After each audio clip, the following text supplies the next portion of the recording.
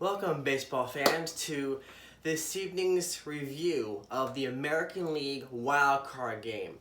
And as in contrast to the National League Wild Card game last night, which was all about a story of late game offensive heroics, today was a much different story.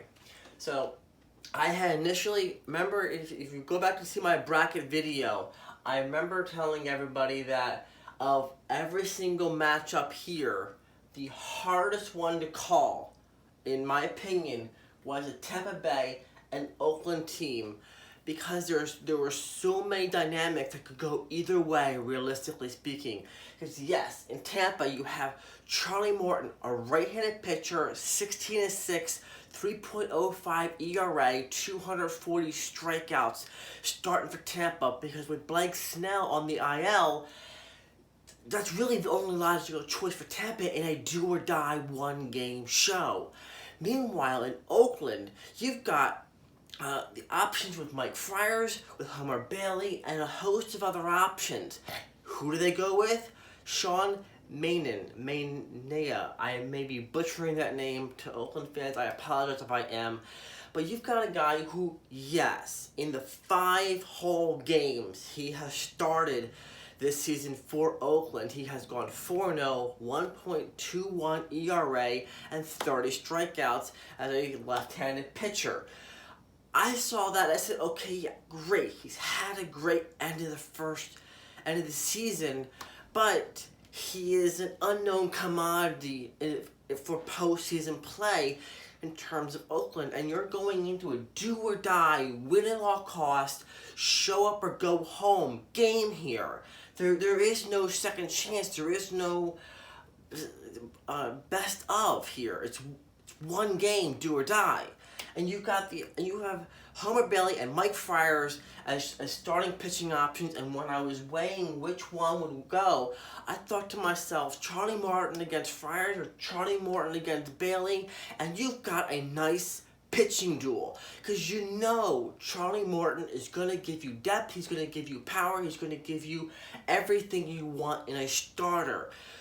I said, okay, Bob Melvin wants to go with Sean. Let's see what happens. And then, what do you know? Yes, Charlie Morton, Sean Manaea gets into trouble right away.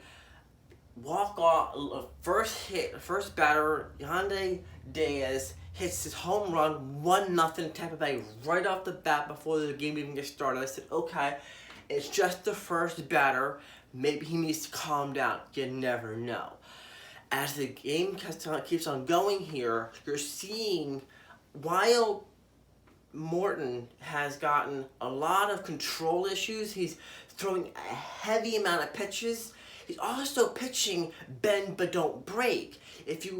Throughout his entire 6-inning pitch, he goes full 5 innings in pitching, goes 94 pitches. It's a very, very high pitch count for that early in the game. I'm watching him do a 31 pitch first inning. I said, this guy is just racking up pitches. If he doesn't calm this down, he's going to be out soon. In the end of the day, after going 5 innings, you turn it over to Diego Castellano, Nick Anderson, Emilio Pagan. You have a lights-out bullpen, a Tampa Bay team that is fully stacked and it's built for a one-game, Game 7 do-or-die situation. They came ready to play, and they absolutely showed up with home runs from Garcia, a second home run from Diaz, a home run from Pham, and you got a 5-1 lead halfway through the game in the 5th inning here. Granted, those home runs may not have happened if a different pitcher was in there, but after Manaea was knocked out in the 3rd inning, I said, okay, now we got a situation where we're down 4-1. He's out of the game. If we're going to have another Washington comeback here, you need to have a bullpen that's going to lock this down, give you innings, give the offense a chance to come back in this thing. The reality of the matter is that while they did get some decent pitching out of Pettit and Lorado, Luzardo, their offense was never able to break through against Tampa Bay, and that's what ultimately doomed them in the fact that the pitching was there from start to finish for Tampa, high pitch count or not. They were in control on the defense, and fundamentally, offense may sell tickets, but pitching fundamentally wins championships. And Tampa Bay had everything set up here. Now, they did have some typical Tampa Bay creativeness, where you have the first postseason game in Major League history, where you've got this a single player playing first, second, and third in a single postseason game. And yeah, it's fun, it's cute. At the same time, that didn't really lend much of a factor into the whole thing here. You've got, instead, the right choices of pitching from the Tampa Bay side, the wrong choices of pitching on the Oakland side. For a Billy Beane team in Oakland, I really kind of expected more out of Bob Melvin. At the same time, you're also talking about Bob Melvin. He's been around for a while, Oakland, and he's got a lot of talent on there. I seriously question whether or not he's really the right fit as a manager in Oakland. Because over his tenure with Oakland, he's done some good things with them, but he's never been able to take Oakland deep in the playoffs. We can go into my whole beef with Melvin in a future video, but for purposes of this playoff review, he just totally misplayed his card with pitching choices, and his offense was never able to break through.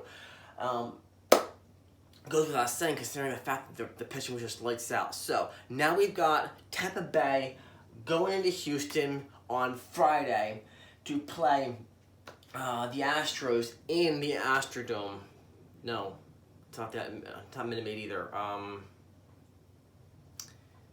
Astros home field. So now you're going to have to deal with the fact that you've now used Charlie Morton, Blake Snell's not available. Who you're going to throw up against the tandem that you have in Houston between your Garrett Cole, your Justin Verlander, your Zach Greinke. There's a ton of power in Houston. I get it. Anything can happen, and there are strategies to beat each pitcher. Every single pitcher in Houston has lost games. Not a lot, but there are certainly ways to beat them. We'll see from Kevin Cash's Tampa Bay Rays whether or not they can come up with a strategy, but they've got to play that thing literally one game at a time. Win today and not worry about tomorrow. Then win today, not worry about tomorrow if they want any chance against Houston. I do have Houston winning that series, but anything is possible. Today, I do lose. My bracket is officially broken in the sense that my pick of Oakland did lose, and the Rays do move on. And I wish them 1,000% luck. They played their cards right. They did what they had to do to win, and they sent Oakland home. Well, they're already home, but they move on to Houston. And I knew when I was talking to you about in the power rankings about how road is going to really favor Tampa. They have been road warriors throughout the season. They have one of the best road records of anybody in the American League. This is going to favor them to be on the road here, and it definitely came through for them in Oakland. I think that if they were playing in Tampa tonight, or if Oakland had different pitching lineup there, the cards could very easily have been different, and it could have been very much Oakland going to Houston. So, in any event, at this point in time, you now have the Rays going to Houston on Friday, and while on paper, this looks like a David versus Goliath matchup, if you take it one game at a time, and you play for that game, and you use your cards wisely, you never know what can happen.